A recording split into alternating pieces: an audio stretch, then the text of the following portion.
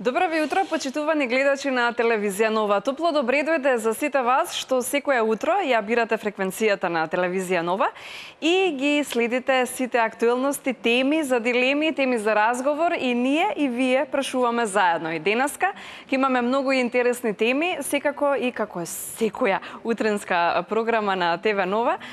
Ни информира за временската прогноза најпрви ни Валентина Граурковска, тука и со Мухич да ни ги пренесе информациите од земјава и од светот.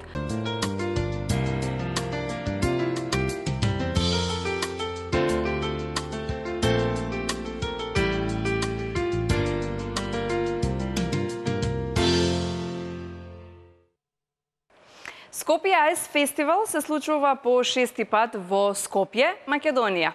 А ова е ИТН на телевизија Нова. Секој работен ден од 7 до 10 часот имаме 3 теми за дилеми. Ја отвораме првата. Може слободно да се јавувате на нашите телефонски броеви, заедно да ги поставуваме прашањата за нашиот прв гостин за првата тема. Велам добро утро и добре дојдовте за Дарко Пишевски од хокејарскиот клуб Металург. Да. По 6-ти пат веќе Скопје Айс Фестивал, а ние ниту знаеме за првиот. Зошто хокејот не е нешто многу актуелен спорт и откако нели имавте и можност да отворите школи за хокеј на мраз во спортскиот центар Борис Трајковски, но никако како да затајува овој спорт. Зошто ќе ни кажете? Поздрав. Не сакате медиумски премногу да се експонирате или? На почетокот поздрав до гледачите на телевизија Нова. Спортот хокејот како спорт е потребно да се промовира медиумски, но недостатоците ги гледаме во запознаеноста и самата промовираност на хокејот како спорт и инфраструктурата која што е присутна во Република Македонија. Можеби граѓаните не се запознаени толку многу бидејќи го има периодично конкретно во Скопје и во Република Македонија, бидејќи арената при склопот на спортскиот центар Борис Трајковски работи само одреден временски период, не работи во текот на целата година. И можностите ни се скратени како за промовирање, така и за унапредување на самиот спорт. Но ние како дел од хокејарскиот клуб Металург и самите играчи и тренери кои што се дел од тимот, макотрпно работиме, се трудиме да го кренеме хокејот на една гранка и на повисоко ниво кој што ќе може да заземе дел од историјата на македонскиот спорт. 6-ти пат, точно така, Скопје Айс Фестивал по повод ослободувањето на град Скопје поради временските услови се одржува во декември. Оваа година со меѓународен карактер, со екипи од Европа. Се надеваме дека времето ќе не послужи, ќе имаме добри услови, ќе поминеме ни 3 дена во знак на хокејот и ќе бидете добар. Спортскиот клуб Металург реди успеси, ќе ги кажеме тие кои се досегашни, но со кого се среќава Металург? Во 20:30 часот е отворањето. Во 20:30 часот е отворањето. Настапуваме против Спартак Суботица и останатите две екипи доаѓаат од Романија, од Букурешт конкретно, Динамо Букурешт, и имаме гости од Германија. Значи, оваа година ќе биде турнирот од 4 екипи составен. Имавме откажување во последен момент на екипи од Лјубљана и од Грција поради технички причини. Се надеваме дека и оваа година ќе барем на љубителите на хокејот ќе им прикажеме добра игра и ќе бидат задоволни. Добро. Спортскиот клуб Металург не само што е дел како и организатор всушност и дел од Хокејарската федерација на Македонија. За жал работите, или за среќа можеме да кажеме, работите се поставени на таков начин да Хокејарскиот клуб Металург е 90% од косторот на репрезентацијата на Македонија и сите заедно во соработка со Хокејарската федерација сме вклучени во организацијата и во самото раководење на проектот како Скопје Айс Фестивал со цел се да заврши добро, да направиме уште еден чекор понапред, да го испромовираме хокејот и да оставиме добра слика и во јавноста и пред се да на малите љубители на хокејот им вродиме дополнителна желба да почнат да се занимаваат со хокеј. На нас како хокејарски клуб Металург многу ни е важно, многу ни е битно да имаме љубители од раните возрасти за да можат што порано да започнат да го сакаат и да го тренираат хокејот, толку подобро за нив и нормално поголеми се шансите за успех. Ги споменавте и школите за дечиња, од која возраст може би некој родител во моментов не следи, не слуша и не знае каде своето дете да го запише, но тоа ете сака да се занимава со некој спорт, малку поинаков од останатите, малку подоцна ќе позборуваме и за тоа што се значи хокеј на мраз и каков спорт е. Колку клубови се досега и кои се тренерите? Се уште ли се само од Русија во спортскиот центар Борис Трајковски, со оглед на тоа што еден од најпознатите спортови се во Русија како хокеј на мраз, и од која возраст може да се пријавуваат? Најдобра возраст е 3-4 години. 3-4? Така. Деца кои што на таа годишна возраст многу брзо се вклупуваат во целиот процес и целиот систем целиот тренажен систем на спортот, но не можеме да ги вратиме и деца кои што во подминати години решиле да тренираат, да се занимаваат со самиот спорт. Во моментов, школата ја водат Лјупчо Тануровски и Кристијан Грчевски како дел од хокеј заедницата, еве да наречам, во Република Македонија. Се смениле, значи, некои работи? Но имаме визитинг професори од Русија, од Словенија, од Турција, кои што своето знаење на повисоко ниво им го пренесуваат на децата. Како може да се пријават, значи информации може да добијат и во текот на одржувањето на Скопје Ice Festival, но и во спортскиот центар Борис Трајковски или на Facebook, на нашите контакт телефони, така да постојат начини, потребна е само желба. Може да ги запознаеме гледачите на телевизија Нова за досегашните успеси на хокејарскиот клуб Металург. Рековте и сами, малку подосни за тоа ќе позборуваме за вашите планови врзани за репрезентација на Македонија. Ќе имаме и квалификации. Повторно, минатата година не се квалификувавме за жал, но многу повеќе среќа за оваа година. Ќе почнем од позади, значи не се квалификувавме за жал, но направивме многу голем чекор и остваривме првата победа во историјата на Република Македонија во хокејот во едни квалификации, и таа на моја голема среќа не беше единствена. Учествувавме на квалификации за инлайн хокеј, тоа е хокеј на ролери во Австрија. Се надеваме во соработка со Хокеј Федерацијата на Македонија на почетокот на наредната година ќе се поднесе кандидатура за организација на квалификациите во Македонија, конкретно во спорт Борис Трајковски. Се надеваме дека Светската хокејарска федерација ќе најде на разбирање, ќе ги исполниме условите пред се и ќе можеме еден таков настан да организираме во Македонија. Конкретно за хокејарскиот клуб Металург е клуб кој што во изминатиот... Рековте сами, најголемиот дел од тимот, односно од репрезентацијата на Македонија, го составуваат играчите на хокејарите од Металург. Државен првак на Македонија, освојувач на Скопје Ice Festival, балкански шампион во хокеј на мраз, вице-премиер вице шампион, се извинувам, во Хрватската инлайн хокеј лига. Второ место исто така во турнир во Босна и Херцеговина и ред други успеси кои што се дел од кратката, но богата историја на клубот. Може малку да ве вратам низ историјата на македонскиот хокеј. Некогаш во минатото, во 50-тите години, многу поконкретни и поголеми успеси имаше хокејот во Македонија.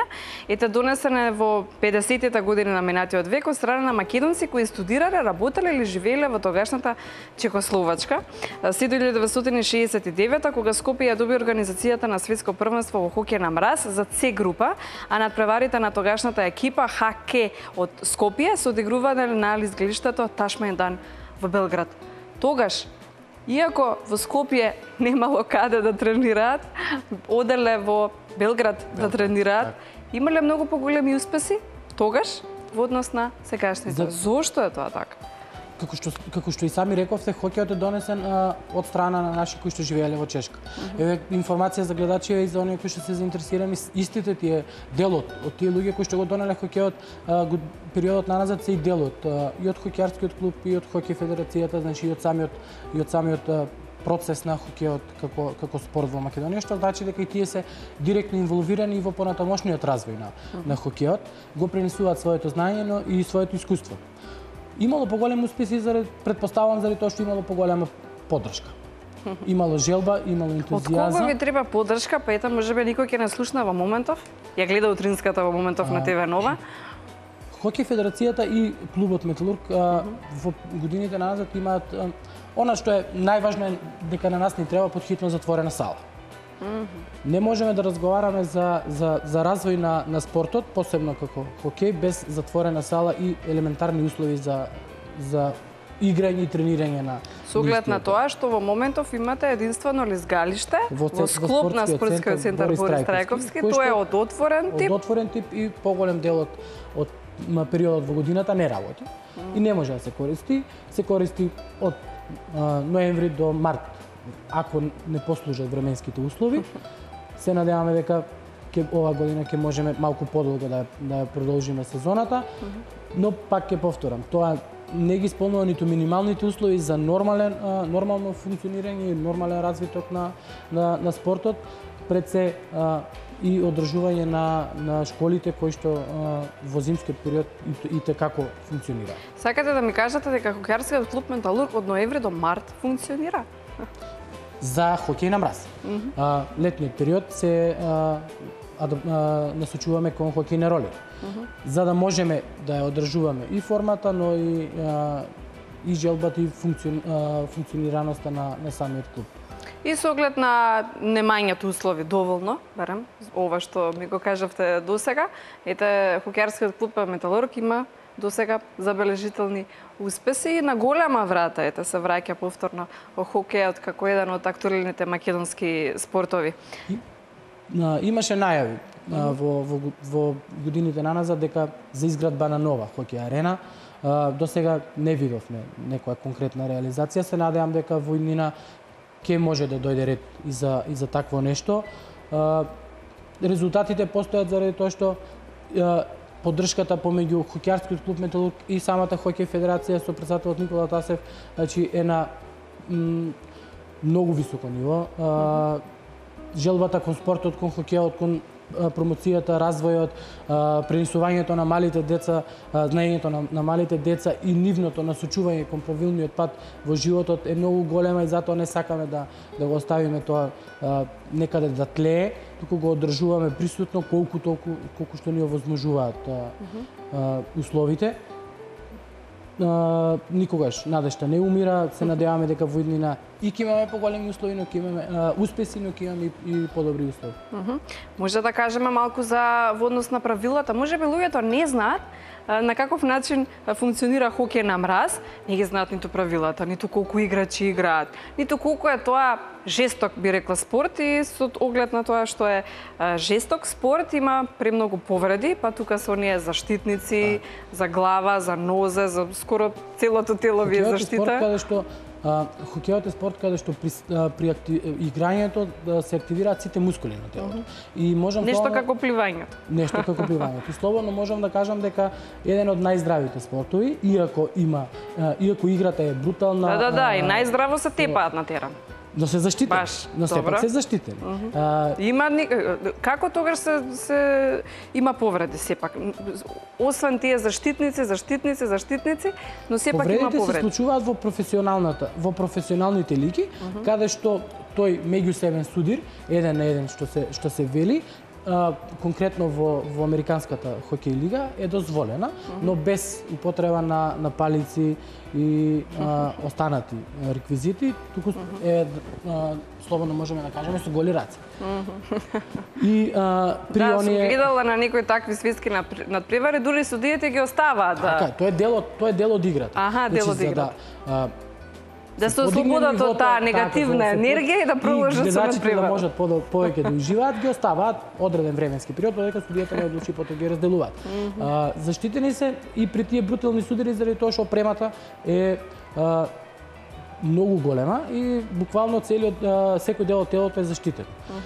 Можам слободно да кажам дека хокејарите ја имаат најголемата и најогромната опрема и при самото организирање, значи, сме најшле на проблеми просторски, проблеми и при патување и при играње на надпреварите, заради тоа што станува збор за за работи кои што на вистина се потребни, не може да се игра без нив. Што се е потребно за да се биде успешен хокеар? Најпрвин треба да се знае да се лизга.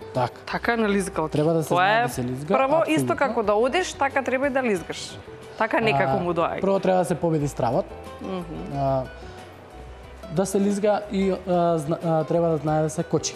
Нормално. Ако не кочиш, не можеш да отиде. Да бидеш успешен во самата игра. И нормално, желба, работа, еден дел среќа и многу голови ако се игра во нападот или многу одбранети голови ако си голман или ако играш во одбрана. Шесторица се надпреварувачи, така? Да. Едниот е голман, 5 во игра, обично двајца во напад, тројца во одбрана. Така? Добро. Има едно топче, црно, од каков материјал е тоа? Има пак од гума, пресирана гума. Боли тоа кога ќе се удари? Тоа боли многу. Боли, а? Да, боли.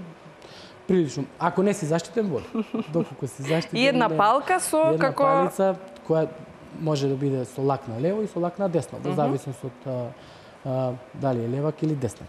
Правилата кои се, освен тоа да ги оставиме негативната енергија да се ја ослободат, па да продолжат да играат. И тоа е дел од некое правило, непишано. Но ајде сега вистински. И во хокејот има офсет, како што има во фудбалот.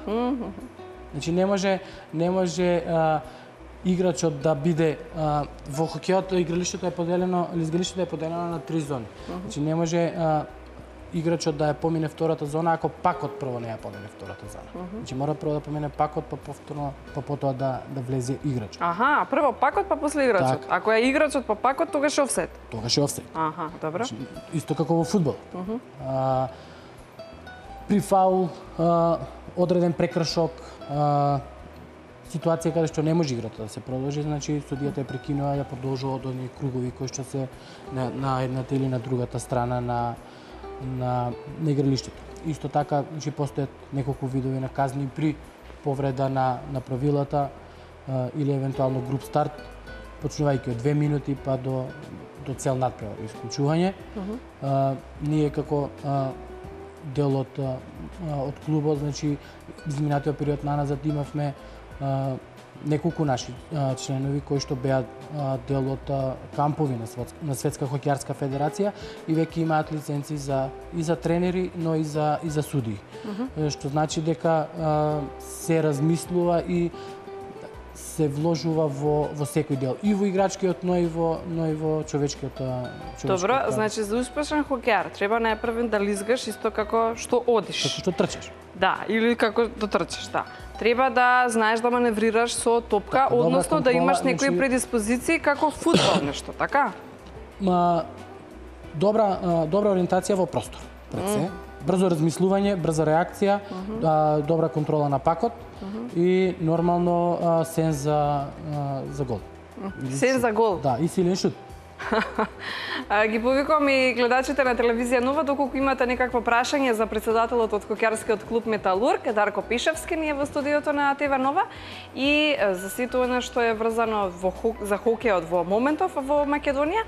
Ете на голема врата се враќа овој спорт, многу планови, многу успеси досегашни за хокеарскиот клуб Металург и уште еден 6-ти поред Скопје Ice Festival што ќе се случува од 8 до 9 декември, така? 10 во недела наутро се надпреварите за прво и за трето место и поделбата на пехарите и медалите.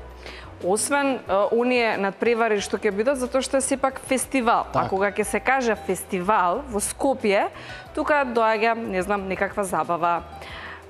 Ки има таков некој дел за најмалите, па за повозрасните? Не е предвиден културно забавен дел, ако ме прашувате конкретно за тоа, но е предвиден информативен дел за родители, граѓани кои има некакви работилници? Ки има презентација за правилата на хокејот, за самиот хокеј, кога се тренинзите, информација, како се одвиваат под кој ги раководи и така натаму. Она кој што го разговаравме претходно, како може да се стапи во контакт со самата школа за хокеј, колку чинат самите тие тренинзи и кој е начинот на пријавување. Металург има конкуренција? Во Македонија не. Нема. има клубови кои што функционираат, но Колку клуба се на број? во Македонија во моментов се 5. 5. Да. Металург е број 1 во моментов. Металург е број 1, Вардар, Работнички, Скопје и од минатата година имаме, тој од оваа година се извинувам, функционира и клуб во Илинден. Во општината Илинден, така да кој што е блиску до Скопје, па така може да И сите тие функционираат во спортскиот центар Борис Трајковски. Само во спортскиот центар Борис Трајковски. Единствено. Единствено. И не може на друго место да функционираат заради тоа што за жал во Македонија нема лизгалиште ниту од таков тип, ниту од затвори. Ајде малку да кажеме за плановите. Тоа се извинувам, постои кале, но за жал не е во функција. Не е во функција. Да. Де е во функција, де не е во функција. Да. Некогаш таму лизгавме. Некогаш да, и тоа многу. Да, многу. Саботите, неделите беа резервирани за лизгање. Апсолутно, ние сакаме да се врати тоа време, значи од повозрастните кои што ни пренесувале спомени, значи кажуваат дека тоа време било многу. Значи фали лизгалиште од затворен тип? Фали лизгалиште од затворен тип. Дефинитивно. Еве една споредба, значи замислете доколку имаме лизгалиште од затворен тип во Скопје како што знае да биде топло, посебно во летниот период, на 8-9 степени во август на лизгалки е совршено. Мислам дека нема да ни биде потребно ниту море, ниту езеро. Значи Добро, кој како милува. Така, да, но секој оној кој што ќе се најде во Скопје или во градот каде што ќе има затворен тип, во моментов значи може да се разлади на начин кој што е малку поразличен и подобар. Да ги споменеме малку и плановите за хокејарската репрезентација на Македонија. Така, хокејарската репрезентација на Македонија во почетокот на наредната година, еве промотивно, ексклузивно можеме да најавиме двомеч со репрезентацијата на Босна и Херцеговина во Сараево, во Олимписката сала во Сараево, каде што 84-та се играле надпреварите од самата Олимпијада. Ние како клуб имаме настапувано на турнир во истата таа сала, сега со репрезентацијата на Македонија, на покана на домакинот ќе гостуваме 21 и 22 јануар со цел да влеземе во еден после Скопје Айс фестивал да се продолжи тој надпреварувачки дух и да продолжиме со самите игри. Се надевам дека ќе биде добар, тој сигурен сум дека ќе биде добар надпревар. Репрезентацијата на Босна и Херцеговина е доста исклучителна, квалитетна репрезентација. Ќе дадеме се од себе, но ете првично ни е да се чуе за хокејот и да се крене степен. Тоа е врзано за плановите на федерацијата, а на хокејарскиот клуб Металург? Хокејарскиот клуб да биде понатаму број 1. Хокејарскиот клуб Металург да биде број 1, да го задржи своето место, да создава нови хокејари, да можеме, се надевам дека наредната година повторно ќе можеме да настапуваме во Хрватската инлайн лига или некоја друга лига на ролери. Одржуваме контакти со многу клубови од странство. Сигурен сум дека ќе имаме надпревари и на меѓународен план. Веќе сме во преговори со некои од клубовите за да гостуваме или тие да гостуваат доколку најдеме слободен термин за мраз конкретно. Работиме секојдневно, немаме застои, посебно зимскиот период. Се надевам дека ќе можеме да направиме барем нешто поразлично. Споменавте и хокеј на ролери. Исто тоа се случува како спортска активност, односно тренинзите се одвиваат во спортскиот центар Борис Трајковски? Не. За хокеј на ролери е потребно. Имам идеја. Затоа ве прашувам. Па да ви ја кажам. За хокеј на ролери. Ако дозволи. Да одговорам, па ќе ми кажете. Да, нема проблем. За хокеј на ролери е потребна посебна подлога. Значи се игра на подлога која што е нешто е помеѓу пластика и. Каде се одвиваат тие тренинзи? Во моментов се одвиваат тренинзите на едни од игралиштата во Јахја Кемал, ако не се лажам. тој круг, не конкретно во игралиштето, во училиштето, на подлога која што е за тениски игралишта, но и сепак и тоа не е. Што не? Не е 100% исполнити условите. Потребна е посебна подлога која што за жал во моментов ја немаме. Тоа чини помалце пари, таа подлога во однос на хокеј на ролери? Па чини некаде околу 20.000 евра. Отколку овој затворен тип на лизгалиште во однос на хокеј на мраз.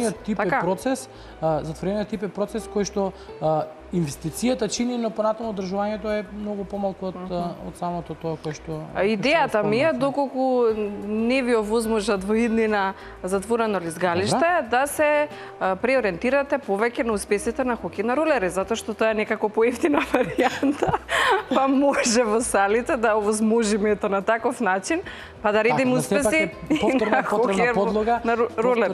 Повторно е потребна подлога.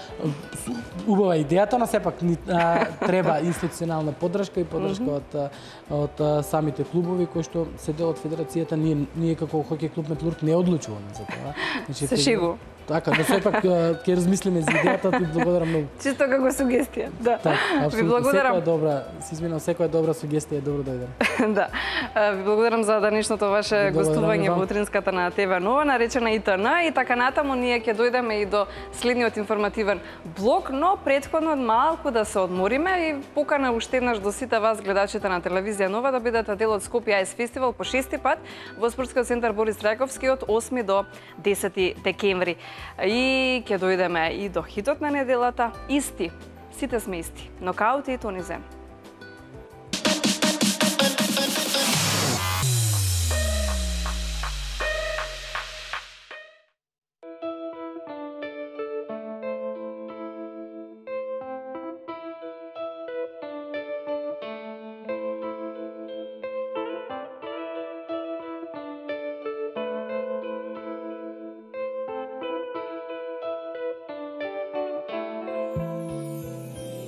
Сите сме ситни, микроорганизми, некои се со добри, некои само лоши мисли. Верувај во себе, твоите не се битни, бели, црни, жолти, црвени, сите сме исти. Сите сме ситни, микроорганизми, некои се со лоши, некои само добри мисли. Верувај во себе, твоите не се битни, бели, црни, жолти, црвени, сите сме исти. Погледни се во огледало и кажи ми што гледаш, ке сватиш сите исти сме од почеток до сега. Некој седи само чека, некој работи понекад, некој движи многу брзо, некој оди полека. Сите сме своји богови, за некого сме робови, трошиме пари готови, направени од снобови, затворени во систем кој не удира. Елитата е горе, борците се underground. Христијани, муслимани, атеисти, будисти, евреи, комунисти, демократи, терористи, политичари, музичари, уметници, спортисти, поврзани во мрежа која спојува со мисли. Подсетете се кога бетме само дивјаци со крици и мимики, без имиња ни надимаци, одвоени од тогаш ние, вие, јас и ти. Постојано сме во војна, ако пнееме за мир. Сите сме ситни, микроорганизми, некои се со добри, некои само лоши мисли. Верувај во себе, твоите не се битни, бели, црни, жолти, црвени, сите сме исти. Сите сме ситни, микроорганизми, некои се со лоши, некои само добри мисли. Верувај во себе, твоите не се битни, бели, црни, жолти, црвени, сите сме исти. Сите сме исти, ситни микроорганизми, некои се со добри, некои само лоши мисли. Сите сме исти, ситни микроорганизми, некои се со лоши, некои само добри мисли. Ние сме кабелани на групи одвоени со селекција, создадени без причина по некоја инерција и многу пред нас топката почна да се врти. Играта е вечна, ама никој не се бесмртни. Една шака 5 прсти, 2 заедно 10. Дигни ги, увиси само мафта е на цел свет и некој ке те види, примети и поздрави. За универзумот сме сите исти и познати, а би те прашал дознали кој не создаде и движи. Вистината е пред нас тука, но секој мижи без грижи. Замисли ги сите луѓе мирни и животните знаат дека за се ние сме криви, горе види. Никој не те чека да те прими, оставени сами со себе, со исти особини. Сите сме само мал момент од оваа планета, па вака или така, кога тогаш ке не снема. Сите сме исти. Сите сме исти. Сите сме исти. Сите сме исти. Сите сме ситни микроорганизми. Некои се со добри, некои само лоши мисли. Верувај во себе, твоите не се битни. Бели, црвени, жълти, црвени, сите сме исти. Сите сме ситни микроорганизми. Некои се со лоши, некои само добри мисли. Верувај во себе, твоите не се битни. Бели, црвени, жълти, црвени, сите сме исти. Сите сме исти, ситни микроорганизми. Некои се со добри, некои само лоши мисли. Сите сме исти, ситни микроорганизми. Некои се со лоши, некои само добри мисли. Сите сме исти. Сите сме исти. Бели, црвени, жълти, црвени, сите сме исти. Сите сме исти. Сите сме исти.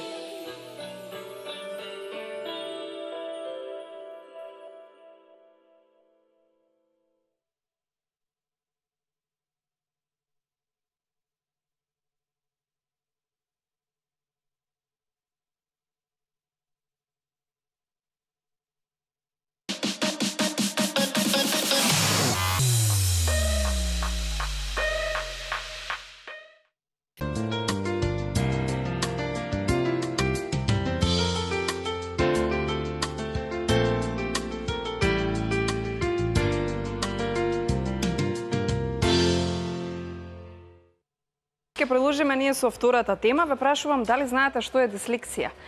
А Здруженијето за дислексија Ајнштајн ќе ви речат дислексија? Ништо страшно. И тоа се лекува и со посебни техники. Велам добро утро и добре дојдовте за претседателот или дел од Здруженијето на за дислексичари Ајнштајн. Јас сега почнам. Дамјан Николовски. Добро утро и добре дојдовте. Добро утро и добро ве најдов. Да. Велите дека има посебни техники за нели прво на каков начин се открива дека станува збор за дислексија и понатаму велите дека постојат посебни техники за нивно надминување. Пред се ќе кажам дека дислексијата представува една состојба, не представува болест. Има најразлични техники со кои што може да се надминат оние, како да ги кажам, недостатоци или препреки кои што се резултат на дислексијата. Пред се представува состојба која што предизвикува проблеми во читањето, пишувањето, учењето заради различниот начин на процесирање на информациите во главата. Низ светот постојат многу методи за корекција на дислексијата. Кај нас, за жал, имаме многу мал број на тренери и стручни лица за дислексија, но се надевам дека со текот на времето тој број ќе се зголеми и ќе може да одговори на вистинските потреби кои што ги има нашето општество. Да, ќе зборуваме. 4 години веќе постоите како Здружение за дислексија Ајнштајн. Вчера ви беше вашиот роден ден, среќен ви роден ден, да обстоите и понатаму најпрвен и како вовед за нашата тема, во однос на вашите активности на Здруженијето и во однос на тоа колку сте поддржани од институциите во Македонија, на каков начин можеме ние како медиум да ви помогнеме да се афирмирате повеќе. Ја повикувам и колешката Елена Равановска да ни се приклучи во разговорот на тема дислексија. Елена, повели. Благодарам, Мана. Најпрво добро утро за тебе, добро утро за нашиот гостин и секако нашите гледачи. Имено, денешната тема е дислексија. Па да напоменеме и да подсетиме дека дислексијата е состојба која што се јавува кај детето и со која што добива потешкоти при читањето, разбирањето на прочитаното. Имено децата кои што страдаат од дислексија имаат тешкотија и при интерпретација на визуелните символи. Исто така и покрај тоа што имаат нормален вид и слух, тие имаат потешкоти при пишувањето.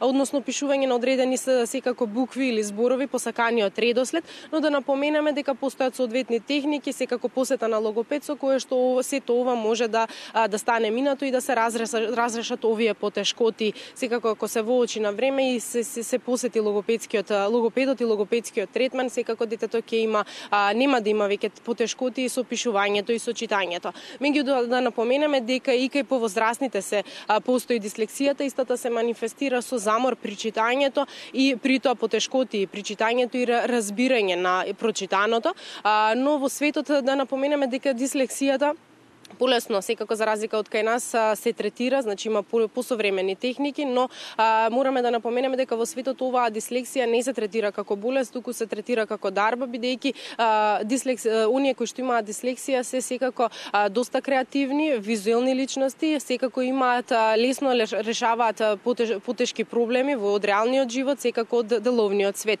Па можеме да напоменеме дека во светот низ историјата секако има многу познати личности кои што имале дислексија, тоа е Алберт Ајнштајн, Томас Едисон, Исак Њутон, Винстон Черчил, Стив Џобс, Џон Ленон, како и моментално Селма Хаек.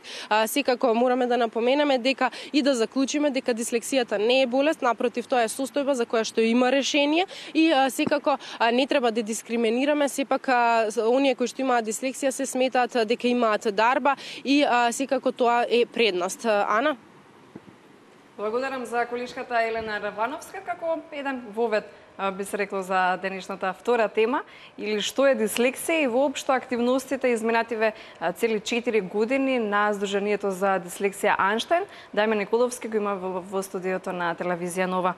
Ги презентиравте вчера активностите, што сте направиле за овие 4 години, па што е тоа што досега го направивте? Започнавме формирањето на Сдруженијето започна од група на родители, чии што деца се соочувале со дислексија при недостаток на информација за истата во нашата држава. Да, само да им кажам на гледачите дека всушност родителите на деца дислексичари се организатори воопшто основачи на ова здружение. Да, токму така. Се спојуваат со цел да информираат јавноста во врска со оваа појава, затоа што тогаш кога се формираше Сдруженијето, се дојде до податоци дека некаде 10 до 15% од светската популација има дислексија, што е голема бројка, а кај нас, како што кажав, ништо не се зборуваше за тоа. Така тргна целата идеја со формирањето на Сдруженијето. Почнавме со интензивни кампањи за подигнување на свеста по односно ова прашање. Оценивме дека пред се треба да се информираат покрај родителите и наставниците, затоа што токму тие се првите кои што треба да ги забележат знаците на дислексија и да ги информираат родителите, кои што понатака самите тие треба да се информираат. Започнавме скромно со кампањи на социјалните мрежи, за понатака да се развијат малку поголеми кампањи со многу познати личности од Република Македонија, кои што упатуваат на тоа што представува дислексијата, дека истата е дарба. Организиравме некаде околу 12 семинари, на кои што помина околу 1000 наставници, кои што се информираа за дислексијата, какви техники да употребуваат со учениците, како да препознаат истата.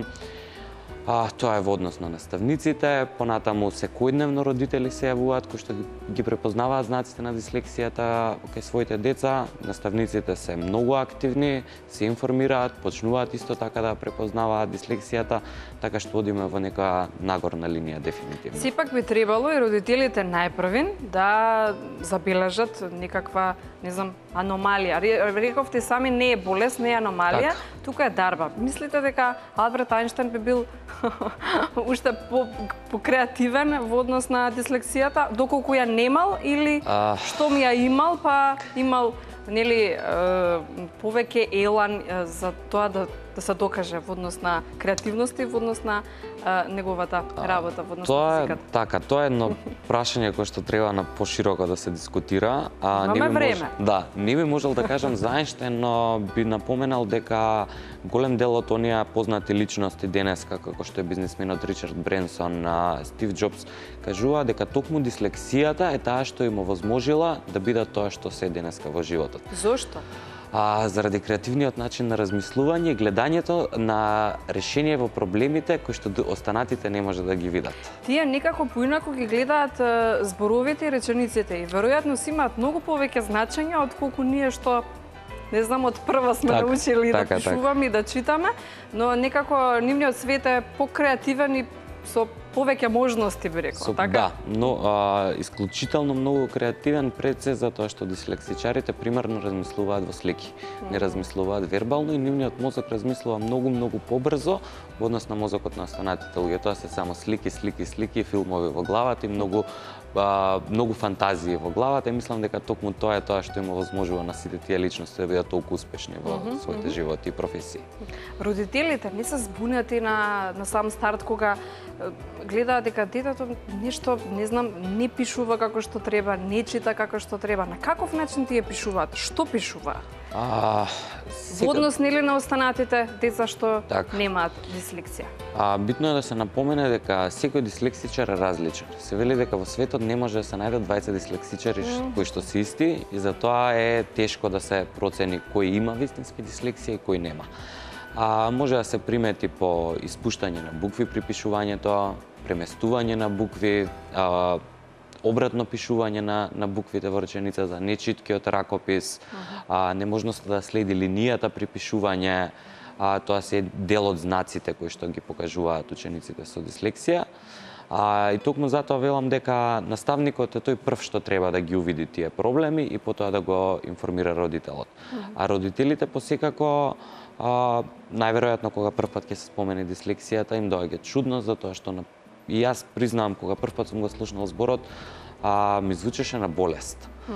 И нормално е да се створи аверзија спрема тоа, меѓутоа кога малку повеќе ќе се истражи, не зборувам повеќе, само да се напише на интернет дислексија, ќе се види што всушност представува и дека апсолутно не е ништо страшно. Дамја Николовска, Здруженијето за дислексија Ајнштајн е во студиото на ИТН или информација точно на време, отворената утринска програма на телевизија Нова. Може слободно да ги поставувате и вашите прашања на телефонските броеви 2402 002 и на 2402 005. Воопшто, дали знаеме што е дислексија, да ја подигнеме малку свеста за сите оние што можеби не се баш сигурни што е дислексија, еве ви кажуваме, не е болест, се решава, има посебни техники, тука ни е гостинот да ни ги каже или барем да ги предочиме кои се тие техники. Логопедите се единствените оние што би помогнале во надминувањето на овие, како да ги наречеме, проблеми? Проблеми, да ги кажеме, потешкоти во учењето. Добро. Да, тука логопедите се, покрај логопедите ги имаме лиценцираните тренери за дислексија, бидејќи во светот, во развиените земји, со дислексијата се работи по различни методи, различни лиценцирани тренери. Кај нас во Република Македонија имаме, зборуваме од тие програми, имаме само тројца лиценцирани тренери, еден тренер по методот на Рон Дейвис, еден тренер по АФС методот и еден тренер по Ортон Гилингхам методот. Само да прашам нешто. Дали од тие тренери, подучувачи, логопеди, има некој што бил исто така дислексичар? Да го пренесе својот собствен пример. Така. Директорката на Заводот за рехабилитација на слух, говор и глас, која што е логопед и работи со децата со дислексија и самата таа е дислексичар. Да, што е навистина интересно затоа што колку што може еден дислексичар да разбере природата на дислексијата, не верувам дека некој друг може да го разбере тоа. Таа и како личен пример, па ете и веќе директорка на Да, дефинитивно. Значи, треба да се... Некако да посака човек да биде дислексичар. Да, јас малку кажувам, така се плашам да не дојдеме до оној момент каде што луѓето, да, може би стварно имам дислексија, чим сум толку успешен. Знаете, во Германија има, во еден разговор ми кажа дека таму имаат проблем што се поголем дел на луѓето кажуваат дека се дислексичари затоа што може и полесно да се протнат низ образовниот систем. Значи, мораме да бидеме внимателни во однос на тоа за да не дојде до тој степен. Иако ние сме многу далеку од тоа, се уште сме затворено општество, малку се зборува. Некое плюс мотивационо писмо, и јас сум дислексичар, на тема ќе бидам покреативен. односно работите веројатно, образ. меѓутоа сепак мислам дека имаме уште многу време додека стигнеме до таа фаза. Во Сдруженијето имате логопеди, имате на каков начин функционирате во однос на училиштата, во однос на установите што би требало да ви помогнат? Имате ли алката добро ли функционира? Затоа што на вистина имате право, допред некое време не ни знаевме што е дислексија, но ете, сте успеале барем во моментите да не ги разграничите нештата. Ние во Сдруженијето не работиме директно со лицата кои што имаат дислексија. Соработуваме со стручните лица, организираме и бесплатни консултации со стручни лица во нашето здружение, меѓутоа не работиме ние директно со лицата со дислексија. Ние сме тука за да го информираме населението, да ги информираме наставниците и родителите пред се, и со текот на времето да издействуваме, да имаме едно системско решение на целиот овој проблем. Затоа што дислексијата каја во Република Македонија законски не е никако решена, како да не постои, што во светот, посебно ќе ја земам пример Америка, каде што секоја држава има свој посебен закон за дислексија. Кај нас многу често знае дислексијата да се поистовети со посебни потреби. Ние се залагаме за тоа дека дислексијата не треба да се става во таа категорија, затоа што се прави една збрка, особено кај родителите, кои што и посекако тешко сакаат да си признаат, не па кога тоа би се третирало како посебни потреби. Од оваа перспектива само ми доаѓа на ум на каков начин на Стив Џобс можеме да замислиме му изгледал еден оперативен систем. Да, чудно е тоа, особено кај програмерите, кај Ајнштајн, кои што обично дислексичарите знаат многу често да имаат проблеми со математиката. Меѓутоа, од друга страна, тие се доказ дека може да бидат и многу успешни и вешти со математиката, така што кажав и претходно, секој дислексичар е различен.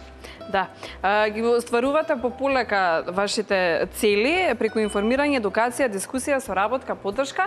Имаме гледач, добро утро кому? Добро утро. Повелете, имате конкретно прашање? Поздрав до вас и до гостинот. Благодарам. Имам прашање до гостинот. Дали дислексијата е наследна? Дали дислексијата е наследна? Така? Убаво слушна. Да. Ви благодарам за вашето јавување, бидете понатаму на фреквенцијата на телевизија. Наследна ли? Мислам дека се уште, сигурен сум дека во светот се уште нема истражување со кои што се докажува дали дислексијата е наследна. Меѓутоа, од моето искуство, ќе кажам дека е наследна. Затоа што најголем дел од родителите кои што се јавуваат во нашето здружение, кои што ќе дојдат на консултации, при нивно информирање и разговор со детето, секогаш некој од родителите се пренаоѓа дека и тој е најверојатно дислексичар, за кој што не бил воопшто свесен никогаш во животот. Интересно. Гледачите на телевизија Нова ги повикуваме со вашите прашања, доколку имате за Дамјан Николовски од Здруженијето за дислексија Ајнштајн. Телефонските бројави се доле десно во аголот на вашиот голем или мал екран, тука јас не навлегувам. Ви кажавме веќе дека проблематиката е поддршката и соработката. Така. На каков начин ние како медиум би ви помогнале во однос, освен со ова гостување, понатаму на каков начин да пред се да придонесеме? Многу е важно, токму ваквите гостувања се многу важни за подигнување на јавната свест. Секој информирање браво за нас. Да, ви благодарам на поканата уште еднаш, затоа што навистина медиумите се најлесниот начин како да се информацијата да стигне до граѓаните. Верувам дека после ова гостување ќе има луѓе кои што ќе се јават кај нас во здруженијето и ќе ги препознаат проблемите кај своите деца, така што од страна на медиумите ова е навистина многу голема поддршка и да не беа медиумите во овие 4 години, мислам дека немаше да успееме да го достигнеме тоа ниво кое што го достигнавме до сега. Добра. Визијата ви е создавање на општество кое ќе има капацитет да ги исполни сите барања потреби на лицата со дислексија и да се приклучи на земјите кои веќе 50 години активно развиваат техники и методи. Кои се потребите на овие лица со дислексија? Потребите. Јас ќе кажам, самиот образовен систем во Македонија не е прилагоден за деца со дислексија. Кога учениците со дислексија би биле усно испрашувани наместо писмено, јас сум убеден дека ќе имаат многу повисоки резултати. Меѓутоа, повторно ќе кажам, ограничени сме од законската регулатива, затоа што учениците, наставниците мора да дадат писмен доказ дека тоа дете е писмено оценувано. Да. Нешто што е еден од најголемите кошмари за... Најпрви секогаш пишуваме и цртаме и Така. учиме да читаме, отколку устното испрашување. Устното испрашување веќе и во- со текот на времето се повеќе и повеќе подоцнежните. се изоставува. Баш вчера читав една статија дека се помалце постои устното испрашување, што навистина е жално. Мораме да знаеме вербално да се изразиме и да ги кажуваме работите. Не секогаш можеме писмено. Јас како дислексичар имам многу голем проблем. И вие сте биле дислексичи? Да. Да? Да. Јас имам проблем кога треба мислите да ги пренесам на хартија. Кога сето тоа треба да го напишам. Јас ги имам идеите во глава, меѓутоа имам навистина проблем сето тоа да го составам, особено кога доаѓале писмените задачи по македонски јазик, кога треба да се напише некој И состав. вие на каков начин ги надминавте тие потешкоти? Дали сум ги надминал или не, се уште не знам. Се уште ги имам некои од знаците на дислексија, меѓутоа не ми пречи воопшто. Многу често знам да се насмеам, ќе направам некоја грешка при пишување, ќе ме приметат, ќе се изнасмеат сите затоа што знаат од каде ми произлегуваат тие потешкоти, така што не сметам дека имам некои особени пречки или проблеми особено при секојдневниот живот. Секогаш има тука некој што ќе ми помогне, дали тоа ќе биде јас ќе ги кажам мислите па да ми ги напише или нешто слично, меѓутоа дефинитивно не е Има ли проблем. никаков регистар колку лица имаат дислексија во Македонија? Тоа е еден од минусите во нашето општество, затоа што нема официјална статистика за бројот на луѓе кои што имаат дислексија. Ние моментално работиме на еден многу важен проект, проектот Инфоцид за дислексија, кој што е поддржан од проектот на УСАИД за граѓанско учество. Испроведуваме прво поголемо истражување на територијата на цела Република Македонија, ги опфаќаме 8 региони од Република Македонија и истражуваме застапеност на знаците на дислексија помеѓу средношколската популација. Од досега обработените податоци се потврдува фактот дека знаците на дислексија се застапени некаде кај 10% од средношколската популација, што е голема 10%? бројка. Да, тука ќе напоменам дека има значајна разлика од училиште во училиште во зависност од етникумот и во зависност од тоа дали се работи за училиште со гимназиско или стручно образование. На временото откривање на дислексија важно е? Најважно. Најважно. Најважно со цел да изградиме една здрава индивидуа, затоа што сега мислам дека ова за прв пат ќе го зборувам јавно, ненавременото откривање на дислексијата, неразбирањето од страна на родителите, од страна на наставниците, може да предизвика многу сериозни проблеми кај луѓето кои што имаат дислексија. Неодамна читав едно истражување во Америка, дека некаде 60% од младите кои што се во казнено-поправните домови во Соединетите Американски држави се дислексичари, веројатно заради неоткриената дислексија на време, фрустрациите кои што се јавуваат кај нив и неможноста да го пронајдат вистинскиот пат, па ќе отидат по патот кој што не е вистински. 50% од младите исто во Америка кои што се соочуваат со проблеми со дрога и алкохол се дислексичари. Значи тоа се едни фрапантни податоци и токму за тие треба да бидат водилка да ние издействуваме системско решение на овој проблем. На шега само, може навреме, добро што сте откриле дека сте дислексичар, ќе го водевме разговоров. Така, јас не открив значи морам да кажам тоа не значи дека се случува во сите случаи кај дислексичарите. Јас открив дека имам дислексија пред 3 години. За себе многу често сум мислел дека можеби сум глупав. Колку години имате ако не е тајна? 26. 26, значи Да. 23 години сте живееле со дислексија и не се знаеле дека ја имате. Да, нити пак сум се соочувал со некои посебни проблеми. Да, сум знал дека можеби сум различен од другите.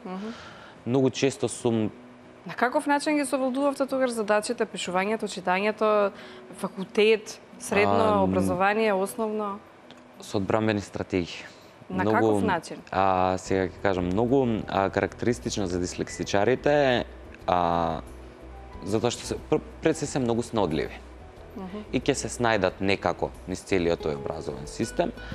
Јас во основно училиште бев уште во оделенска настава, бев доста слаб ученик, имав слаби оценки, тоа се продолжи во предметна настава, меѓутоа бев многу ова го кажувам од кога сватив дека имам дислексија, си ги разјаснив некако работите во глава, дека сум бил немирно дете во училиште, за да можам да ги избегнам оние проблеми. Тогаш наставниците мене не ме чепкаа многу. Значи, он е немирен, добро. Имаше извонредни наставници кои што навистина многу ми помогнаа во целиот тој процес. Во средното училиште учев во Турскиот колеж, каде што беше навистина многу строго училиште и таму не можев да бидам немирно дете. Па бев така многу послушен, многу културен со наставниците, јас учев. Не е дека не учев, постигнував резултати, меѓутоа знаев како сето тоа да го избегнам, сите оние испрашувања, тестове некако да ги избегнам и да се провлечам низ целото тоа. Како успеавте тоа да го направите? Целото образование всушност ви поминало, а вие не знаевте дека имате дислексија? Да, апсолутно не сум знал и тоа се случува кај 90% од дислексичарите. Ние работиме само 4 години, 4 години јавно се зборува за дислексијата, претходно многу е мал процент на луѓе кои што знаат дека воопшто имале дислексија. Тука ќе го споменам Стивен Спилберг, кој што исто така е дислексичар, меѓутоа дознал дека има дислексија на 60 години. И има изјавено, сега конечно го пронајдов последното парче од мозаикот кое што ми фалеше. Че знаел дека нешто е поразлично од кај останатите, меѓутоа никогаш не знал што е тоа што. Па не го спречило ети на 60 години дознал, па не го спречило да биде успешен. Еден од најуспешните режисери, да, Стивен Спилберг. Но велите дека никој дислексичар не е идентичен, односно потешкотијата не ми е иста на сите. Така. Вие каква потешкотија имавте? Можевте да прочитате или не можевте да јас ќе кажам, јас немам проблем со читањето. Добре. Мислам, знам некогаш кога ќе дојде некој покомплициран збор кој што претходно визуелно не сум го видел, да имам можеби проблем малку да го прочитам. Читам можеби оториноларингологија, да. Да, нешто такво, да, ќе ми треба малце повеќе време додека го разберам зборот. Јас повеќе имам проблем со да го разберам тоа што ќе го прочитам. Да, јас ќе го прочитам, а дислексичарите вложуваат многу повеќе напор во читањето, токму заради тој напор, текстот кој што си го прочитал на почетокот, кога ќе стигнеш до крај на страната, веќе си го заборавил, па ќе се вратиш уште еднаш, два пати, на неколку пати ќе се разбере, затоа малце оди поспоро тој целиот процес. Ајде да кажеме некои од другите јавни личности што можеби не знаеме, не се барем во овие истражувања досегашни, како Алберт Ајнштајн, или Томас Едисон. Така. Кој беше друг? Исак Њутон. Исак Њутон, имаме... Во поновава историја. Стив Џобс, Бил Гейтс. Да, го напоменав преска бизнисменот Ричард Бренсон, Том Круз. И Том Круз. Да, многу голем број од актерите се всушност дислексичари, тука е Дженифер Анистон, Даниел Редклиф, тој имал диспраксија, Джастин Тимберлейк и така имаме голем број на успешни личности. Диспраксија што е? Нешто поинакво од дислексија? Значи диспраксијата се не можам посебна состојба е, меѓутоа многу често се јавува заедно како придружна состојба на дислексијата, која што представува проблем со моториката. Моториката на телото, ќе кажам најопшт пример, пошто и јас веројатно имам некоја форма на диспраксија во однос на спортовите кои што вклучуваат играње со топка. Јас немам координација во однос на топката, знам тренирав како мал се запишав на тенис, кога се фрлаше топчето и со рекето требаше вака да се фрли, мене секогаш топчето ми паѓаше на земја и ниту еднаш не успеав да го погодам затоа што не можам да се скоординирам. Што мислите, зошто досега не беше оваа тема актуелна во Македонија? Не знам и не можам... Зошто толку време не требаше? Не можам да најдам причината зошто. Мислам дека имаме застојот кога е самостојна нашата држава, затоа што целата литература која што е мала, меѓутоа постои од времето на бивша Југославија, значи тоа се разработувала дислексијата. На факултетот за логопедија во Белград се разработува дислексијата. Зашто кај нас имаме застој од нека 15 години, навистина не знам. Меѓутоа, ете, тука сме ние, тука се и тие стручни лица кои што ги имаме, работиме интензивно на оваа проблематика, на подигнување на свеста и остварување на соодветен третман на лицата кои што имаат дислексија. Што веле тука науката? Научни докажувања зошто се појавува дислексијата не постојат. Зборувам официјални истражувања. Зашто и како се појавува, значи прв пат се споменува многу одамна дислексијата. Пред речиси 1 век, како го нарекуваат на почетокот слепило при читање. Слепило при читање? Да. Значи така тој првиот доктор кој што ја открил оваа состојба, на почетокот се третира како медицински проблем, за понатаму да навлезе како да се трансферира во образовен проблем, зашто и ние се залагаме за тоа што според нас дислексијата представува образовен проблем. Мислите дека поинаку ќе функционираат лицата со дислексија, доколку, кажавте и самите, им се овозможи усно испрашување, на усен начин да го соопштат тоа што го знаат и што го познаваат, и можеби преку слики. Дефинитивно. Тоа е нештото што е најкорисно, или да биде сето тоа аудитивно. Кога учебниците или лектирите би можеле ние да ги слушаме, било многу полесно. И да се раскажат, и да се разберат, отколку истите да се прочитаат. Значи, тие се некои мали работи кои што навистина може многу да помогне. Тука е асистивната технологија која што многу помага на дислексичарите. Меѓутоа, за жал, во Македонија е многу малку достапна, зборувам за македонскиот јазик, сето тоа што го има е за англиски јазик и не е прилагодено за македонското говорно подрачје. Добро, уште една идеја во однос на тоа побрзо да ги совладуваат лекциите учениците со дислексија, ете на таков аудитивен начин или преку слики. На каков начин функционирате сега во моментов, после 4 годишно ваше постоење како здружение? Со наставничкиот кадар. Затоа што тие велите се првиот инпут дека нешто недостасува. Кога започнавме со работа, јас бев скептичен. Но по ова се што го слушам, ништо не недостасува. Да, видете, јас... Убаво си кажавте, дислексија ништо страшно. Ништо страшно. Повеќе е дарба од колку аномалија. Ама кој како го разбира. Јас бев скептик во однос на тоа како наставниците ќе не прифатат. Морам да кажам дека премногу се изненадив, затоа што имаме многу голем интерес од страна на наставниците. Имаме наставници кои што навистина не сакаат да научат повеќе во однос на дислексијата, меѓутоа го имаме и она спротивност на наставници кои што навистина многу се трудат да им помогнат на учениците.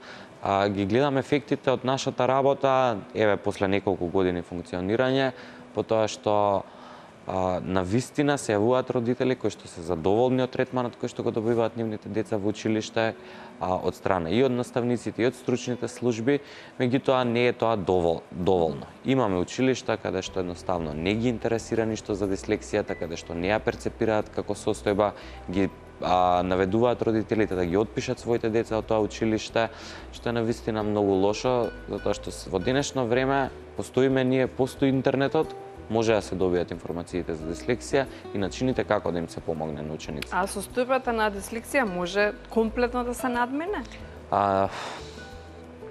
Не може да се надмине затоа што е доживотна состојба. Човекот цел живот ќе ја има.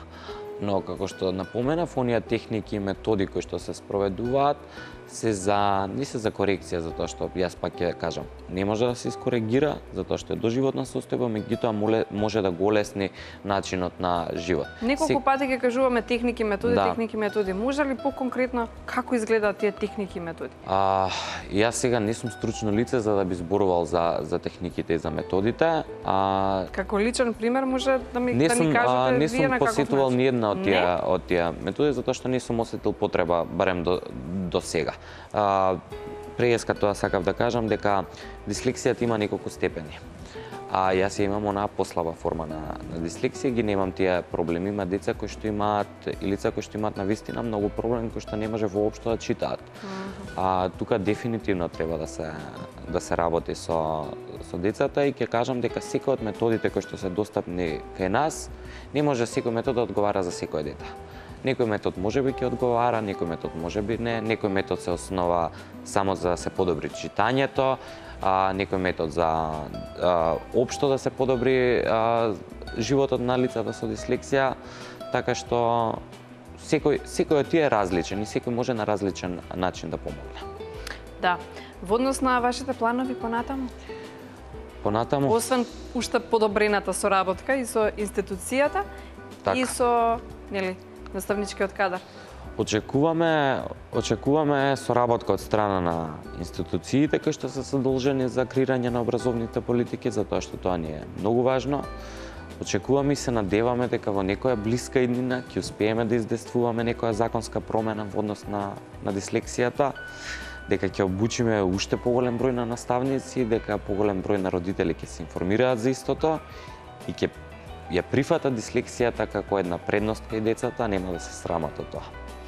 Со оглед на тоа што од познатите личности ги кажавме, тие воопшто не ни знаеле дека имаат дислексија, а се толку успешни во сите форми на нашето живење и само може едно благодарам да им кажеме, ако имав капа ќе ми ја симна во моментов и на Стив Джобс и на Ајнштајн и на сите тие што ги споминавме. Ви благодарам за вашето денешно гостување и ви посакувам многу успеси во однос на Сдруженијето за дислексија Ајнштајн. Да, продолжуваме ние со и така натаму, информација точна и навремена, следува најновото информирање во однос на временската прогноза и Валентина Грорковска и секако Александра Велинова и Со Мукич со најновите информации од земјава и светот и трета тема за дилема. Многу интересна. Се работи за најнова модна ревија, за кого, како, што, бидете заедно со нас.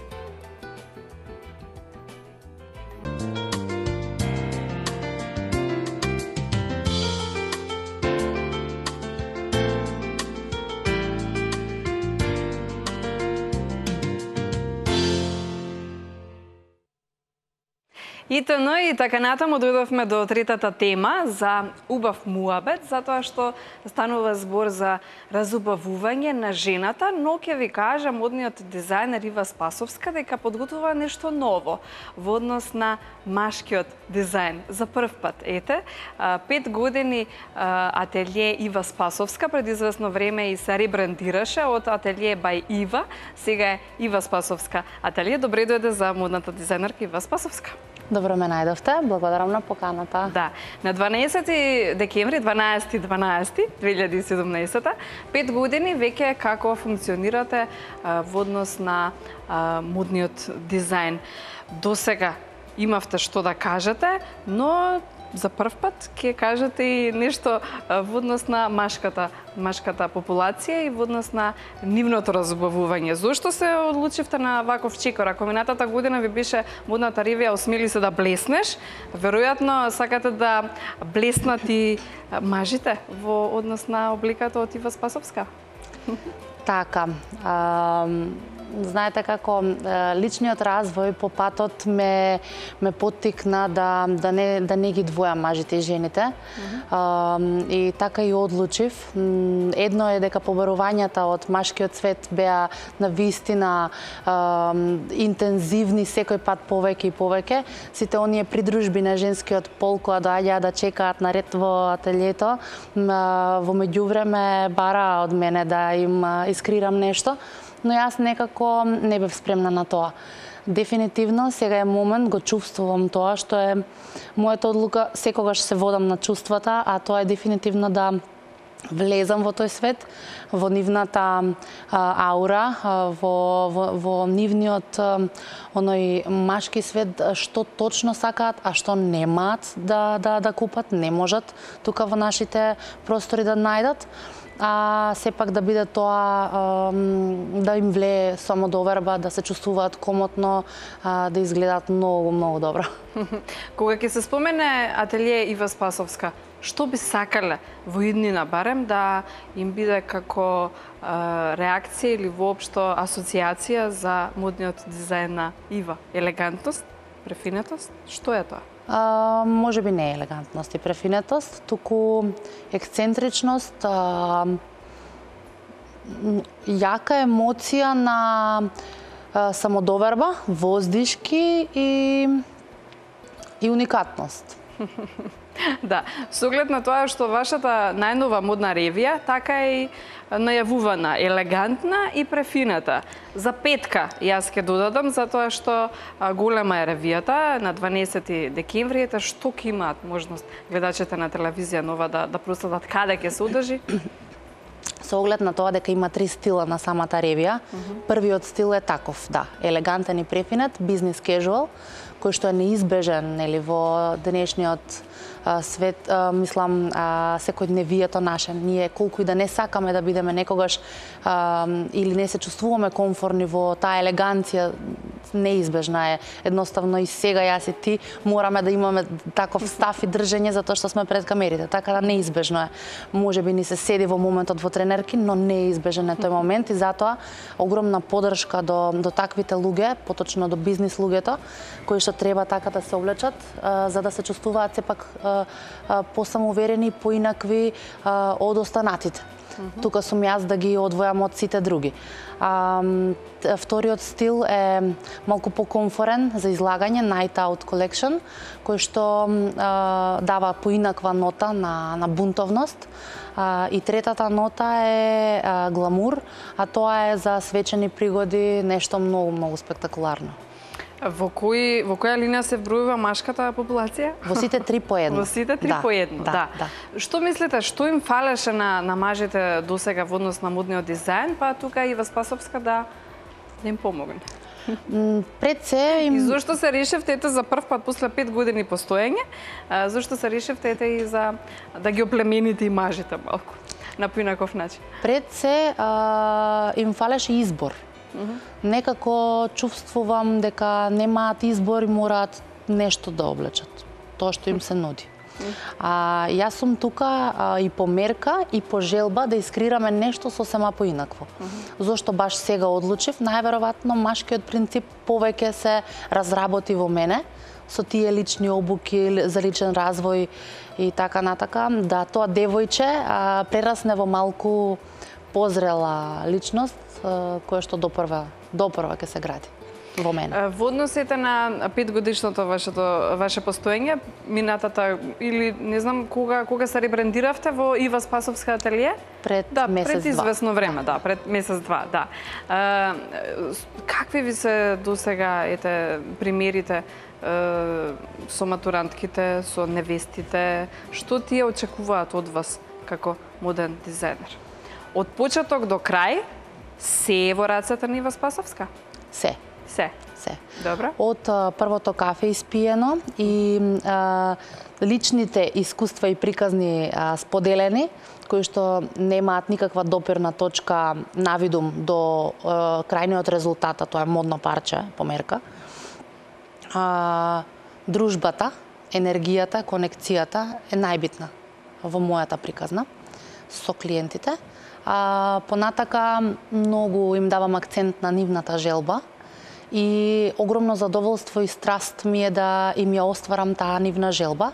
Нормално со некои мои зачини додадени, кои што ме препознаваат и одликуваат мене. Сето тоа да биде претопено во нивниот карактер, но во едно малку поинакво светло, за да би се одвоиле од претходно нивно излагање, какво и да е. Што е тоа што мене можам да кажам дека ме задржува со клиентите или клиентите со мене, е тоа што до самиот крај зеленото светло е во нив, тие го даваат, се чувствуваат многу возвишено, многу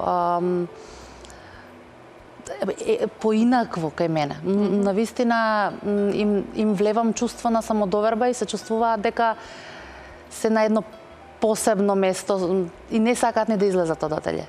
Па веројатно и вие како свој личен пример им ја давате својата самодоверба во однос на тоа и да отворите собствен бизнис. Ке позборуваме малку и за тоа во однос на предприемачкиот дух кој треба да го поседува секоја единка, а посебно во женската популација. За тоа би сакала малце да позборувам, па веројатно и самодовербата доаѓа сама од себе и вашите клиенти веќе со самото стапнување во вашето ателие добиваат плюс самодоверба од Ива. Да. Можеби. Можеби. Јас од досегашното следење на вашата кариера го имам тој впечаток. Да. Сакате, во однос на тоа, потикнувајќи се за овој разговор, сакате да дадете, како велите вие, плюс детал на женското тело. Односно, женското тело секогаш вие како една најголема инспирација, но покажувајќи ги сите атрибути што таа ги поседува. Ништо не се укривајќи. Да, тоа многу ми е битно, самиот карактер на човекот, дали сака сите да ги покаже атрибути, но и доколку не сака, ќе ги покажеме и преку парчето кое што ќе се изработи. Не мора да биде отворено нештото за да се истакне. Секогаш внимавам на женските атрибути, поточно струкот да биде истакнат, а се друго поточно зошто го истакнувам тој дел? Затоа што тој влева самодоверба. Го издржува телото исправено и веќе и психата е поинаква. Чувството на сам себе е малку друго. На каков начин дека жената ќе биде, што се вели, најубаво ќе се чувствува во сопствената кожа? Што носи таа? Што најчесто доаѓа кај вас и вели сакам тоа? Тоа е многу индивидуално. Не сум вадела такви статистики затоа што навистина имам разноврсни модели кои што прилегаат на многу различни физички изгледи и карактери. Никогаш не останав само до физичкото и материјалното и тоа што се гледа, туку секогаш длабински навлагам во карактерот на човекот, така да не би можела да одвојам нешто што е кој е тој модел, но можам да кажам дека некогаш може многу едноставното да влее повеќе самодоверба, некогаш многу богатото со многу рачна изработка да влее самодоверба, значи се тоа зависи од самиот клиент. Она што ќе го кажам, што е тоа што им влева самодоверба е таа моја конекција со нив. Имате изработка со многу познати личности, некоја да ни одвоите што последно се случила? Последно, да, тоа ми текна. Катерина Ангеловска, тренер за личен развој. Огромно задоволство ми е со неј зашто соработувам. Да, преди за сновеме имавме можност да присуствуваме на една хуманитарна акција, да? Да, баш така. Допрва следуваат нови соработки кои што се навидум уште малку да излезат на површина. Инаку на ревијата ќе оставам да се изненадите и да видите што ќе излезе таму. Марта Димовска, научникот од НАСА, нашиот, исто и таа, безброј пејачки. Кога ќе кажете научник од НАСА и предпоставувам сите очекуваат да биде до грло затворено.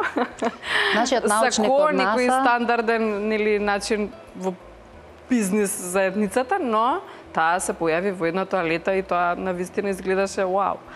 Да, знае секогаш секако да се представи и доста е интересна како личност, затоа што не е само научник и доста голем креативец е и се што се подразбира во позитивните сите карактеристики, така да интересна ми е за трансформација и многу ми е предизвик да ја трансформирам, но и Катерина еве сега како најнова ми е уште поголем предизвик поради тие неизини обуки кои што ги одржи, кои што јас бев кај неизина обуки. Катерина, да кажеме за гледачите за кого станува збор? Катерина Ангеловска, за личен развој тренер, која што можам да кажам дека е една искра која што ми помогна да прсне оваа трансформација во мене.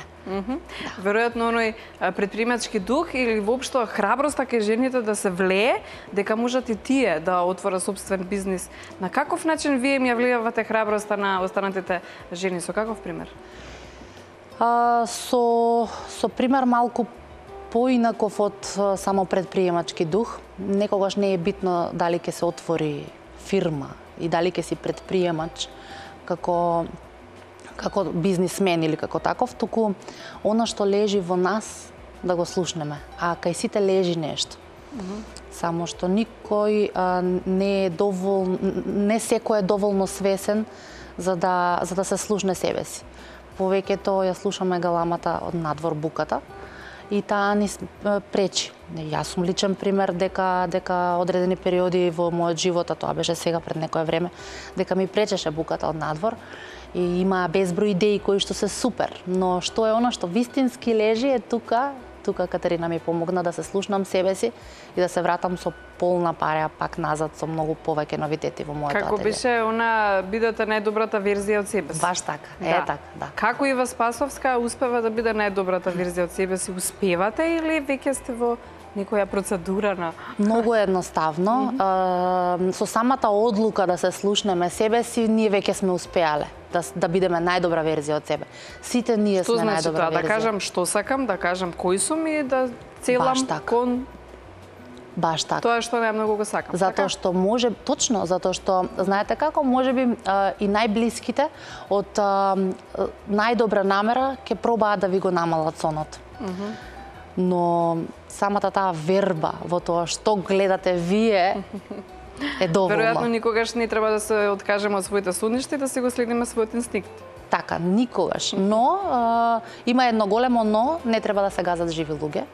Тама на работа. Тоа е многу битно во процесот. И за гледачите на телевизија Нова да им кажам дека може да се вклучите во разговорот. Отворена е оваа утринска програма на телевизија Нова, наречена ИТН. Ива Спасовска, модната дизајнерка, ни е нагости. Ве подсетувам само дека незината најнова модна ревија, како што велат голема модна ревија, за петка ја си додадов, затоа што ќе прослави цели 5 години од своето постоење на 12 декември. Не го кажавме местото, само каде ќе биде? Во најновиот прекрасен центар за свечености Аликас. Тоа е веднаш до Мак Петрол Визбегово. А го организира сето ова? Кој? Pageland, дечките од Pageland се организатори, моја поддршка, морална, секаква. Тие ми направија ребрендирање, маркетинг делот ми го водат и пиар, и немам коментар, освен да кажам дека без нив немаше да биде се во ова. Кога ги споменавте дел од соработниците, како што почнавте со работа, веројатно беше тоа само Ива и уште некој што ви подпомага. Сега е цел тим. Точно. Може малку за тимот, затоа што Ива не е сама, Ива има поддршка. Кои се тие? На каков начин си помагате? На каков начин се надополнувате? Тоа е доста интересно, затоа што јас можеби ние сите имаме гордост, можам да кажам без проблем дека јас имав исто така и се уште сите го имаме малку, доволно е. Да се што сметав дека треба да превземам, требаше сама да го правам. И некако се беше во мои раце. One man show не успева баш долго. Кога почнав да наблюдувам како растат големите, зборам во странство, во надвор, во светски рамки, вистински бизнисмени, дали е во модниот свет или без разлика, сите успеваат заедно со тим. Секој еден од нас може и многу повеќе. Така да, кога би се споила таа сложувалка, би било навистина многу полесно. И навистина можам да кажам дека тоа откровение ми помогна да сега прераснам во нешто повеќе од претходно, што не значи дека ќе застанам овде. Ова е само првиот чекор до она што сум замислила. Но дефинитивно тимот е најбитен за остварување на соништата. Има луѓе кои што вашиот сон може да го доживеат како нивен и тоа е огромно задоволство мое. И веројатно со заеднички сили тој сон се остварува. Веројатно. Може да ги споменеме кои се тие луѓе што и помагаат на Ива, ги спомнавте нели од пиар агенцијата кои ви помогна и да се ребрендирате? Pageland? Добро, Pageland. Да. Другите останатите нели што секојдневно имате и комуникација и работа што си ја делите? Вака, имам неколку вработени кои што се одделени во различни сектори. Тоа е моделирање, шиење, потоа вработив дечко, кој што ми е дечко, 3,5 години одиме заедно, пуштив оглас за вработен во канцеларија, во секторот за административен дел и самиот се пријави на огласот. Не знаевте дека ќе се пријави? Не, тотално беше изненадување за мене. Така да, дефинитивно го доживеа целиот овој мој сон и како негов. Така да тука е тој за поддршка, а и претходно имал искуство во модниот свет свет, така да многу ми помага во секаков можен аспект. Моите родители се пред се финансиска поддршка, која што не можам да не ги споменам или занемарам, затоа што од 22 години отворив фирма и по патот не е така лесно да се опстане сам, мора било каква поддршка да се има.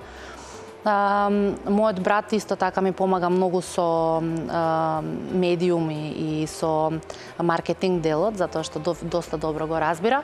Исто така можам да кажам дека за вмрежување Марта Димовска е совршена, научникот од НАСА, која што можам да кажам дека ми е десна рака. И вчера, иако не ја очекував на бизнес кафе, се појави, не ме пушта било каде сама, така да Агрон и Джеди од Pageland, пак ќе ги споменам, се некако премногу инволвирани во мојата приказна последниве 2 месеци. Катерина Ангеловска морално огромна поддршка, која што само доволно е со еден збор да ме освести каде одам. И знаеш, ние секогаш по патот можеме малку да паднеме или да скршнеме или го споменавте енергетски. бизнес кафето, што им кажавте на тие посетители што дојдоа вчера и по кој пат одеше Ива за да биде денес, односно во ова време во кое живееме, успешен моден дизајнер? Многу едноставна беше целата соработка. Катерина Котларевска ме изненади со таква чест да присуствувам како гостин на бизнес кафе на 26-тото издание. Прво искуство такво, јавно говорење пред луѓе непознати, поточно бизнисмени луѓе кои што се моја нова публика и мои нови сродни души. Сето тоа има влијание и претходно 11 месеци што бев малку отсутна од модниот свет. Баш ме доведе до сите нив. Така да едно прекрасно искуство имав вчера. На која популација е наменета вашата облека, вашата работа? На која би сакале вие? Така, на која би сакала и на која сега целам, на која сега мојата душа сака. Кои жени би сакале да ја носат обликата Нива Спасовска? Оние кои што знаат кои се. Профили? Оние кои што знаат каде одат. Оние кои што се чувствуваат многу добро во своја кожа. И жени со идентитет. И мажи исто со идентитет. Овие мажи што ќе се представат сега на 12 декември има таков став? Нема да откријам кои ќе бидат, ама дефинитивно сите тројца имаат таков став. Ги бирав навистина многу внимателно, ги видите.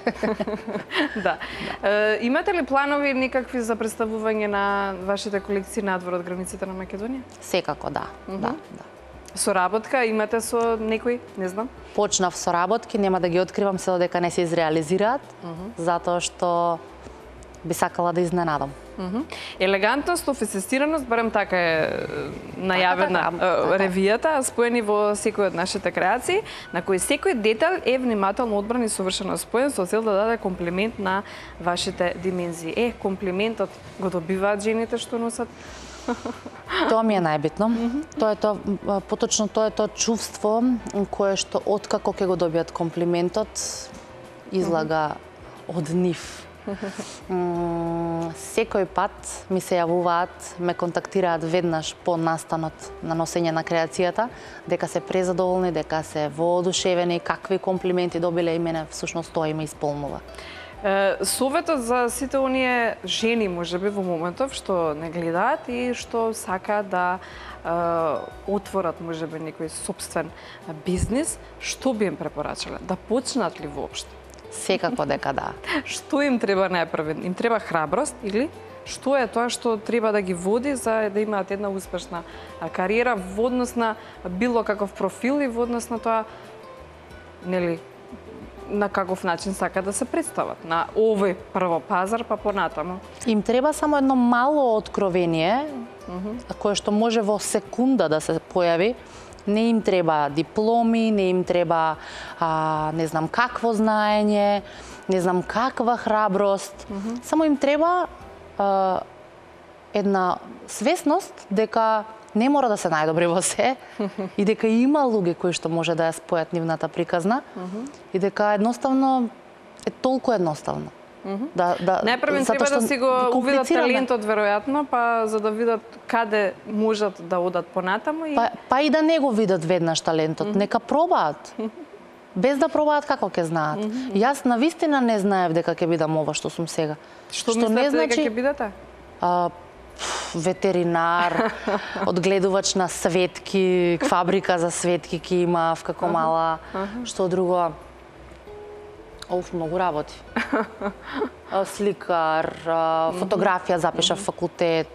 Значи, се до еден момент кога јас почнав да изработувам сама за себе, за да всушност сум имала потреба да одскокнам од другите и луѓето одоколу побара од мене да им направам и за нив. Предпоставам дека ќе продолжи соработката со јавните личности. Антонија Гиговски имаше фантастичен настап на Макфест и ви посакувам успешна најпрвен ревија на 12 декември, честитки за 5 години постојање, одстојување и понатаму да ги редите вашите успеси и да си го следите вашиот сон. Фала, истото го мислам и за вас и за сите гледачи. Да, ви благодарам за гостувањето во ИТН и завршуваме тука 3 часа 180 минути дружба во информација точна и навремена завршува тука и во Спасовска. Уште еднаш покана до сите вас гледачите на телевизија Нова да бидете присутни на незината голема ревија на 12 декември, 5 години постоење од ателието на Ива Спасовска.